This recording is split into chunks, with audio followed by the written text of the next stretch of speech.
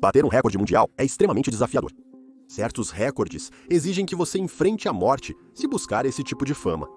Mas para alguns azarados, a morte é a única fama que terão. Hoje, eu vou cobrir 6 das maneiras mais perturbadoras e horríveis que as pessoas tentaram quebrar recordes mundiais e pagaram por isso com suas vidas. Como sempre, aconselha-se a discrição do espectador. Ao subir em sua moto, em 14 de julho de 2013, Bill Warner não esperava o que estava por vir. Em uma manhã quente em Limestone, Maine, ocorria o evento anual de corrida de motocicletas cronometrado na pista da Força Aérea de Loring. Porque onde mais você poderia tentar quebrar o recorde de velocidade terrestre para motocicletas, se não na maior faixa plana de asfalto do estado? Bill tinha uma paixão por recordes de velocidade de motocicletas e não havia mais ninguém como ele que pudesse fazer isso. Ele estudou, modificou e fez engenharia reversa em quase tudo o que podia em sua Suzuki Hayabusa, uma moto já bem rápida quando comprada nova. Mas para quebrar recordes é necessário fazer mudanças. Não consigo entender por que Bill achou que precisava quebrar o recorde. Afinal, era o próprio recorde dele que ele estava tentando quebrar. Apenas 2 anos antes, Bill fez uma corrida de 311 milhas por hora em apenas 1,5 milhas de pista. Ele não apenas estabeleceu o recorde, mas o esmagou. Antes dele, ninguém jamais ultrapassou as 434,5 km por hora. Mas eis que surge Bill, e em apenas um dia, ele quebra 270, 280, 290, 300 e então 310. Mas isso não bastou para Bill. Ele sabia que podia ir ainda mais longe. Ele aumentou as apostas e desafiou a si mesmo para atingir 300 milhas por hora em apenas 1 milha de pista. Parecia uma tarefa impossível, mas se você conhecesse o Bill, saberia que ele era o único piloto capaz de fazer você acreditar que isso poderia ser feito. Porém, até Bill sabia que este seria seu último recorde. Ele planejava se aposentar no dia seguinte, vender sua moto e começar seus próprios eventos cronometrados no Texas. É como nos filmes, quando um policial diz que falta apenas 1 semana para se aposentar. O destino não gosta desse tipo de declaração. Com uma pequena multidão ao redor, Bill fez algumas tentativas de prática na pista. Ele precisava acertar as configurações com perfeição, tudo ajustado e pronto para o grande momento. Mesmo atingindo a velocidade máxima, você ainda precisa de mais 1 quilômetro para desacelerar a moto o suficiente até conseguir controlá-la, mesmo com um leve vento naquele dia. Bill, confiante na capacidade de sua moto, se aproximou da linha sob os olhares de todos, se acomodou na carcaça aerodinâmica de fibra de carbono e acelerou ao máximo. A moto disparou como um tiro, quase veloz demais, para as câmeras registrarem. Não foi a corrida mais rápida de Bill, atingindo o máximo de 458,3 km por hora, mais rápido que qualquer moto em uma corrida tão curta, mas não o suficiente para ele. Tudo parecia bem, mas quando Bill cruzou a linha de chegada, algo estava errado. A moto, de repente, desviou para a direita, batendo em um pedestal de concreto de 15 centímetros. Isso lançou Bill a 12 metros de altura no ar, e sua moto continuou por mais 600 metros na pista antes de deslizar e bater. A equipe médica de plantão correu pela pista, preparada para o pior, mas ficaram chocados com o que encontraram na chegada. Bill estava gravemente ferido, mas ainda consciente e conversando com a equipe de resgate. Como você pode imaginar, seus ferimentos internos eram enormes. A força do acidente rompeu os órgãos de Bill. O impacto estilhaçou seus ossos e seus sistemas começavam a desligar lentamente. Bill estava morto, mas ainda não sabia. Isso torna o incidente ainda mais trágico. Bill e a equipe médica provavelmente pensaram que ele havia sobrevivido ao impossível, mas 75 minutos depois, seu extremo acidente o alcançou e ele faleceu. Os investigadores tiveram dificuldade em descobrir a causa do acidente. Poderia ter sido falha no pneu ou mecânica.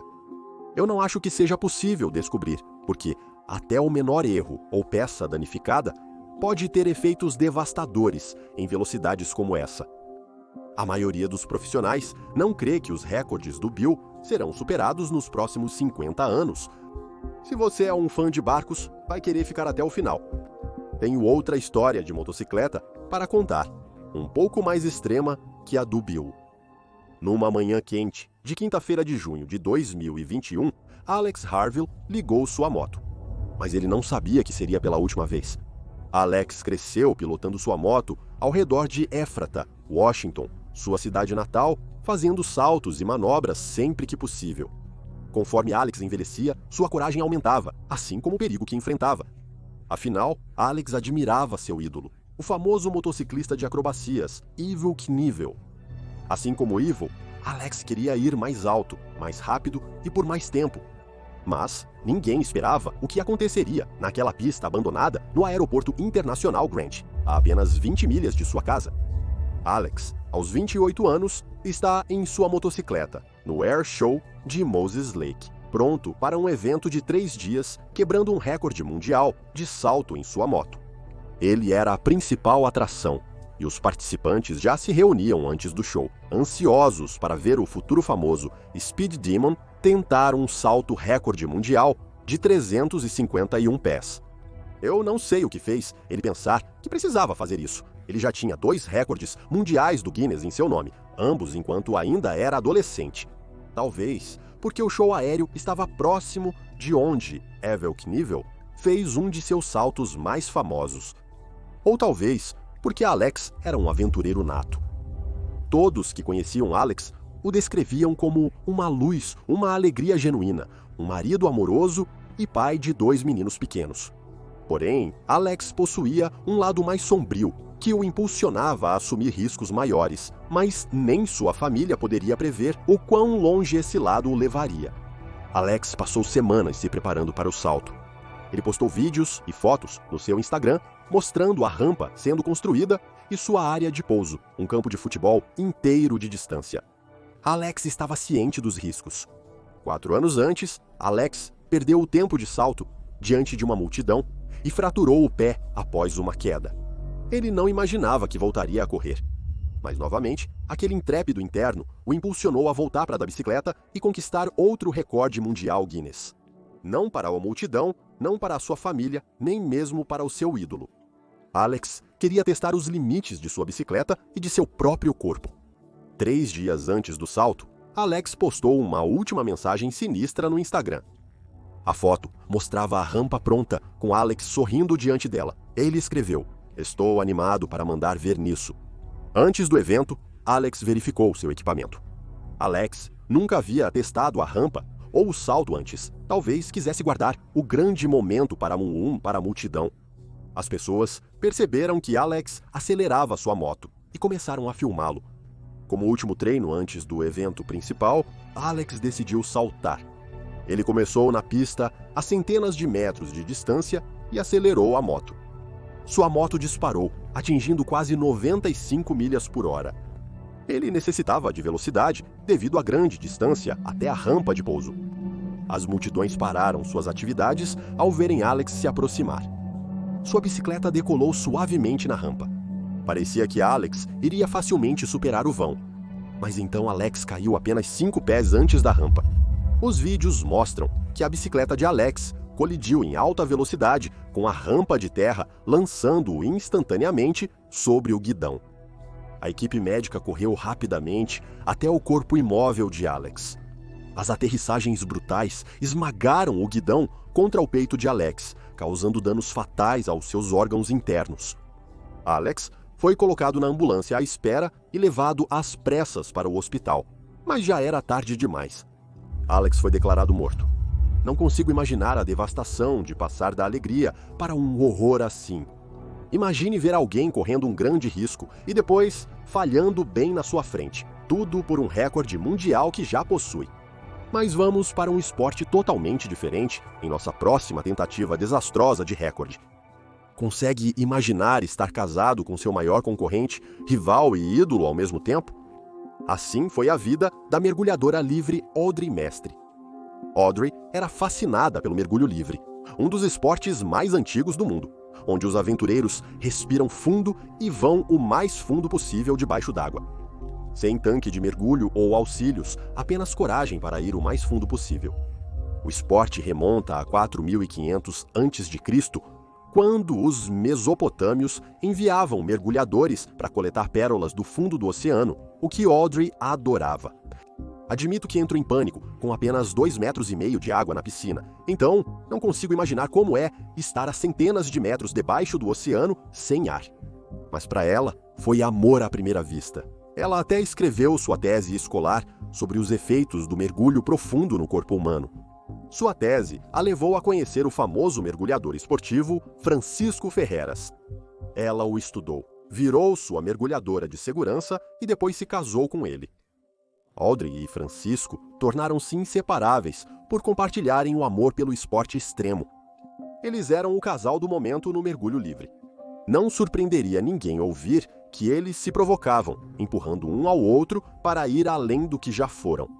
Antes de se casar com Francisco, Audrey mergulhava até 300 pés. Depois de treinar com o marido, ela rapidamente dobrou sua profundidade. Francisco ensinou Audrey sobre a forma mais perigosa de mergulhar livremente, conhecida como sem limites. Alguns mergulhadores livres apenas nadam o mais fundo possível e retornam, mas o que Audrey aprendia era mais uma emoção do que um esporte. No sem limites, mergulhadores são arrastados a até 152,4 metros de profundidade por um peso de 91 kg em um cabo. Então, inflam um balão de ar que os dispara de volta à superfície antes que seus pulmões estourem por falta de oxigênio. Cerca de 100 pessoas morrem anualmente nesta forma extrema de mergulho livre.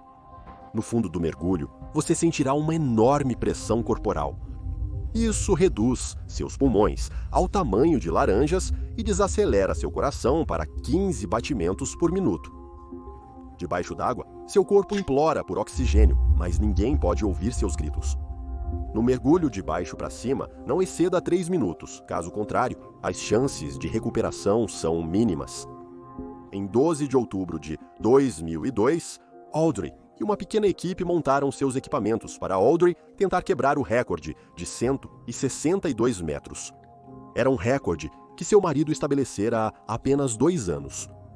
Durante os treinos, Audrey regularmente alcançava distâncias entre 150 e 167 metros. Na hora da tentativa de recorde, ninguém estava preparado para a tragédia iminente. No começo, tudo ia bem para Audrey. Ela respirou fundo, agarrou o peso e mergulhou para onde a luz do sol não alcançava. Em cerca de 1 minuto, Audrey alcançou 167 metros e soltou o peso. Ela alcançou seu balão de ar e torceu o bocal para inflá-lo, mas nada aconteceu. Como você se sentiria ao perceber que está preso no fundo do oceano, sem meios de retornar à superfície? Não consigo imaginar o pânico e medo que ela provavelmente enfrentou nos últimos momentos, sozinha na escuridão do oceano.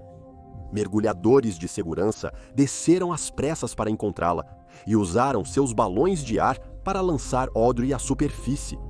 8 minutos após submergir pela primeira vez, o corpo flácido de Audrey reapareceu. Seu marido tentou reanimá-la, mas era tarde demais. Audrey se afogou ao tentar superar o recorde mundial de seu marido. E apesar do quão trágico isso já é, fiquei incrédulo com o que o resto da história revelou. Durante a investigação da comunidade de mergulho sobre a morte de Audrey, foram descobertos detalhes horríveis. Era possível que não fosse um acidente de todo. Vários mergulhadores alegaram que Francisco, marido de Audrey, foi negligente no mergulho dela.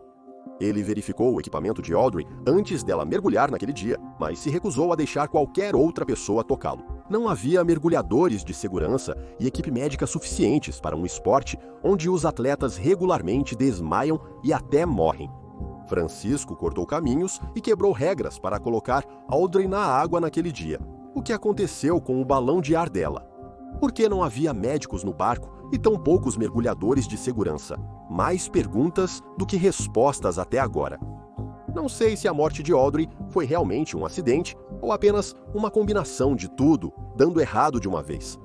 Porém, desde a morte de Audrey, a plataforma de mergulho não aceita mais recordes estabelecidos por No Limits Dives, alegando ser muito perigoso. Vamos ficar na água para nossa próxima história horripilante de recordes que desafiam a morte. Para entender Guy Garman, é preciso voltar anos antes de sua trágica tentativa de quebrar o recorde mundial.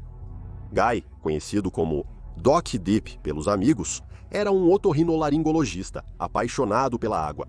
Na verdade, ele amava tanto que vendeu sua prática médica no Tennessee e mudou sua família para San Croix, nos Estados Unidos da América. Ilhas Virgens, em 2010, lá ele encontrou sua verdadeira vocação, mergulho com cilindro. Enquanto treinava com seu mentor, Ed Buckley, dono de uma loja de mergulho na ilha, ele se tornou muito bom em mergulho. Após mais de 600 mergulhos, Guy obteve certificação técnica de mergulho em águas profundas. As águas profundas ao redor da ilha eram perfeitas para Guy, que amava a sensação de estar submerso por muito tempo. Ele então planejou quebrar o recorde mundial do mergulho mais profundo com equipamento de mergulho.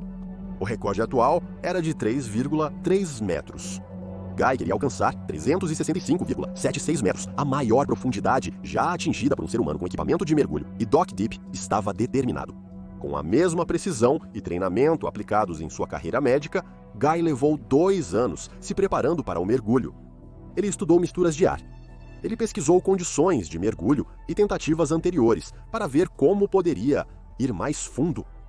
No dia da tentativa, Guy estava certo de que havia tomado todas as precauções, checado seu equipamento 3 vezes e que tudo estava em ordem. Guy organizou 200 pessoas, incluindo mergulhadores, 3 barcos e vários profissionais de saúde para emergências. Porque neste esporte, as coisas frequentemente dão errado. Anualmente, mergulhadores sofrem diversos efeitos colaterais ao realizar mergulhos profundos como este. Qualquer coisa abaixo de 300 pés e você está em risco de síndrome nervosa de alta pressão, uma condição que causa dores de cabeça, tremores, vômitos, tonturas e riscos de danos cerebrais. Emergir incorretamente pode causar bolhas de ar no sangue, levando à morte instantânea. Tudo o que Doc Deep estava fazendo era de risco máximo. Às 6 da manhã de sábado, hoje, 15 de agosto de 2015, Guy deu sua última respirada na superfície antes de descer lentamente. Com uma equipe de mergulhadores, incluindo seu filho, Guy desceu até 200 pés sem problemas, pois apenas 12 pessoas no mundo tinham sua experiência. A equipe de segurança observou Guy descer sozinho, cada vez mais fundo, nas profundezas escuras do oceano. Outra equipe de mergulhadores de segurança se preparou para encontrar Guy a 360 pés em seu caminho de volta a uma estação de ar. Se tudo ocorresse como previsto, eles veriam Guy em cerca de 38 minutos. Mas a equipe nunca viu Guy. Na escuridão profunda, algo deu muito errado. A equipe esperou além do tempo previsto, aguardando por 3, 5, 10 minutos, mas Guy ainda não emergia do mergulho mais profundo já realizado por alguém. Eles começaram a achar que Guy poderia estar confuso ou com problemas no equipamento.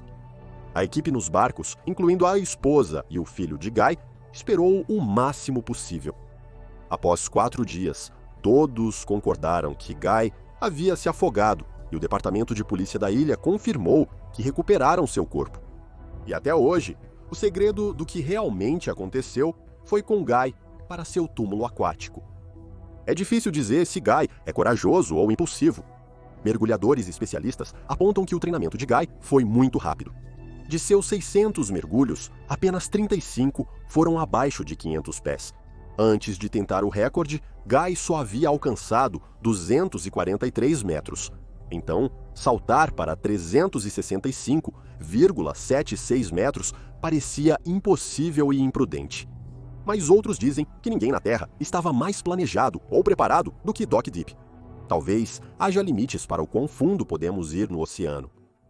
Como você morre de um salto de paraquedas se o seu paraquedas abre exatamente como deveria? Tragicamente, Nick Piantanita aprendeu isso da pior maneira.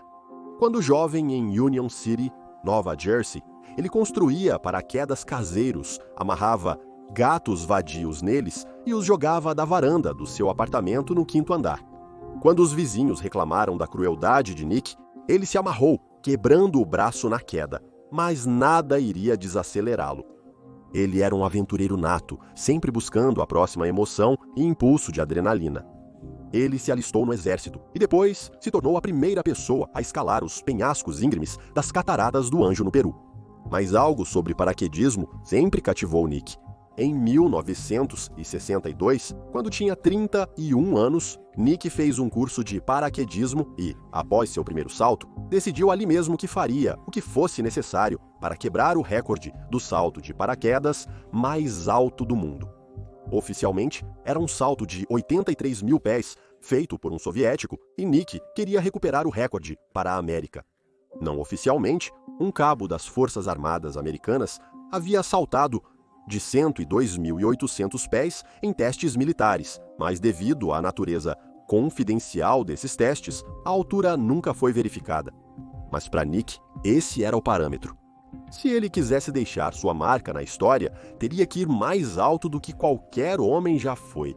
Mas o problema era que, fora uma breve aula, Nick não sabia nada sobre paraquedismo, alturas, os materiais necessários para sobreviver a um salto como aquele, dinheiro ou conexões. Mas você acha que isso o impediria? Nick é o homem mais engenhoso e determinado que conheço. Após experimentar a liberdade e a adrenalina do primeiro salto de paraquedas, sua vida passou a girar em torno do desafio que acabaria tirando sua vida.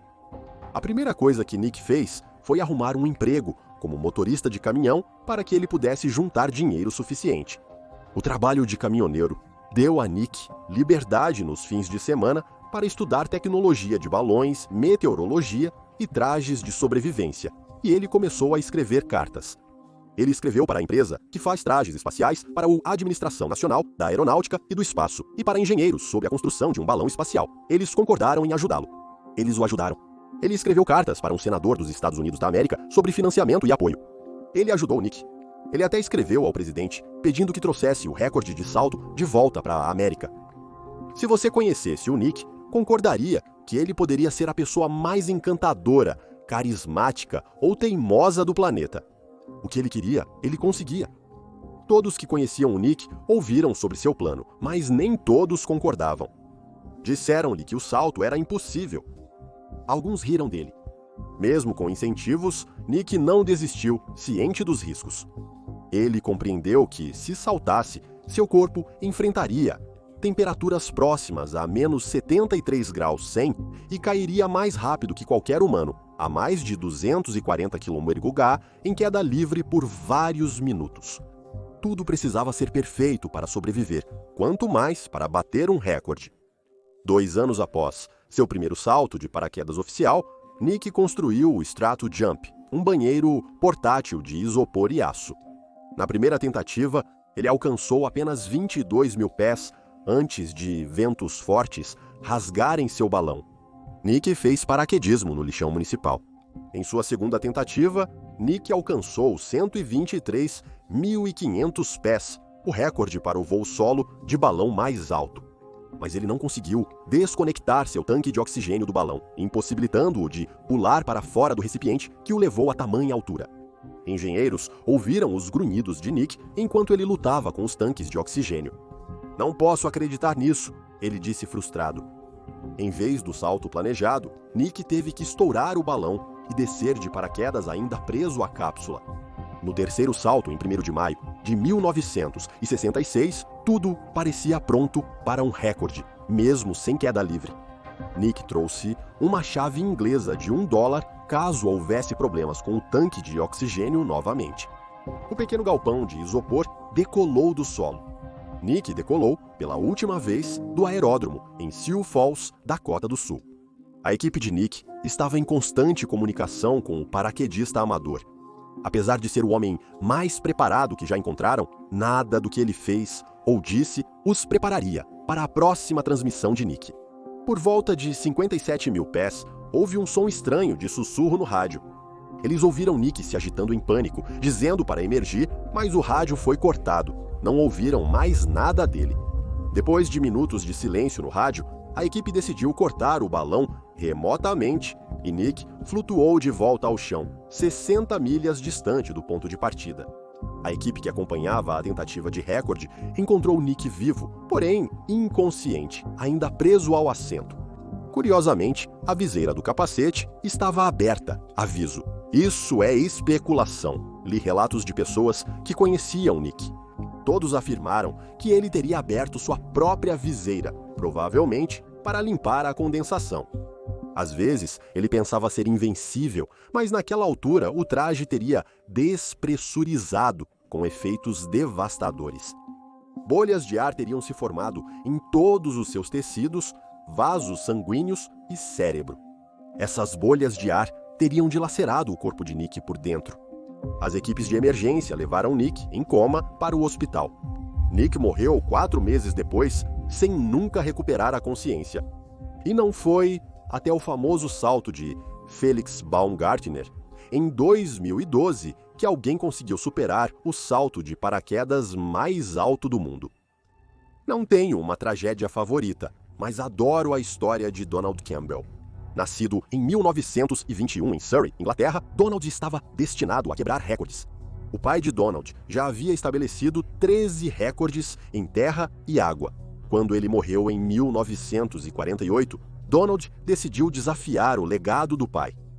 Donald usou o antigo barco Bluebird K4 de seu pai para quebrar os recordes que ele havia feito, inclusive no mesmo lago.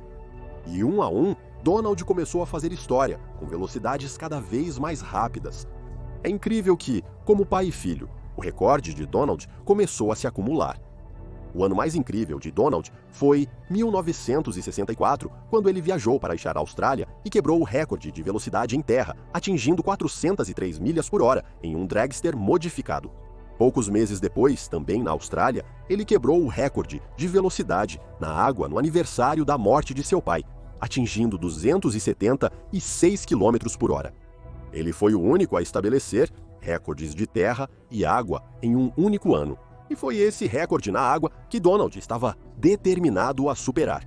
O que você precisa saber sobre o Donald é que ele era um cara incrivelmente supersticioso. Eu não sou realmente o tipo de pessoa que acredita em tudo isso, mas o Donald acreditava. Ele detestava a cor verde e não teria 13 de nada. Ele acreditava que nada de bom acontecia às sextas-feiras. Ele até competia com seu mascote da sorte em seu barco, um ursinho de brinquedo chamado Sr. Whoppet. Por isso, Donald, com o Sr. Whoppet a bordo, decidiu que quarta-feira, 4 de janeiro de 1967, seria o dia mais sortudo para quebrar seu próprio recorde. Donald planejava atingir a marca de 300 milhas por hora no mesmo barco azulão que seu pai sempre competia.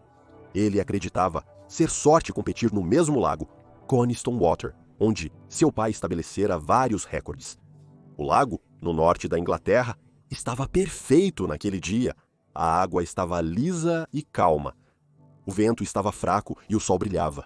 As condições estavam prontas para Donald ir, mas todos sabiam que ele estaria testando o limite do possível. Seu barco de 12 anos foi projetado para ir apenas 250 km por hora. Além disso, o próprio Donald acabara de se recuperar de um terrível acidente que quase o matou. Equipes de notícias e pessoas se aglomeravam na costa para ver o herói local, Donald Campbell, e seu famoso barco Bluebird. Após um breve teste e um aceno para a multidão, Donald embarcou e acelerou os motores. Todos esperavam ver algo incrível, mas ninguém estava de fato pronto para testemunhar o que estava por vir. Quando Donald começou a descer o lago, ele rapidamente ultrapassou os 250 mph de velocidade máxima para a qual seu barco foi projetado. Do seu assento, Donald conversava com sua equipe pelo rádio sobre a situação dentro da embarcação, mencionando problemas. Ele informou a equipe por rádio que a visibilidade e a água não estavam boas, mas não freou e a equipe não se preocupou. Esse tipo de coisa é comum no esporte, e Donald estava ciente disso. Era o que pensavam, até ele se comunicar novamente pelo rádio. Potência máxima, ele disse, indicando que o barco atingiu sua velocidade máxima para o dia. Donald conseguiu. Ele quebrou seu próprio recorde, agora indo mais rápido que 483 km por hora. Talvez não fosse nada preocupante, mas então todos viram que havia algo errado com o barco Bluebird. A frente começou a emergir da água. Basta uma inclinação de 3 graus para você estar em apuros. O vento pegou o barco e começou a virá-lo. "Estou indo", radiou Donald, que sentia estar perdendo o controle da gigantesca embarcação. O barco foi lançado 50 pés para o céu, parecendo por um segundo que poderia voar como um avião. Mas então, ele rapidamente capotou no ar. Durante o capotamento, a tripulação ouviu a última chamada de rádio de Donald.